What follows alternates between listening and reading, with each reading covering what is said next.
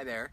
So I'm sitting here in one of my mulch basins, which, you know, I use this term almost synonymously with my hugelkultur mounds, which, like, the hugelkultur mounds are using, you know, these sticks, leaves, you know, stuff like that to, like, build mounds around the property. Sometimes I put holes in, and basically when the water and time helps mulch all of these things into living, growing soil.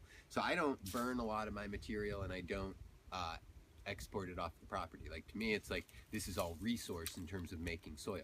So the mulch basin, the reason that I dig these here is just to use the gray water coming out. So I've got this gray water pipe coming out, and then what I do is I just put a little bucket here at the end, and then this is gonna, all the water's gonna shed. This lets me just take it off, clean out the pipe. It makes sure things don't grow up inside of it and stuff like that. But like there's a tube coming out, and then that, when the water fills this, it makes a wet, moist environment that continually breaks down all this material. And so I'm just using all the water that's my runoff to help create soil.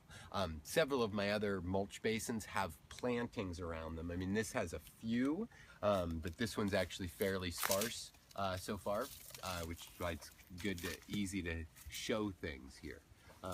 So I mean, very similar to hugelkultur mounds, and sometimes when I build them up, sometimes I'll plant things on them just to bring water to it, or to grow things in that nice organic material soil.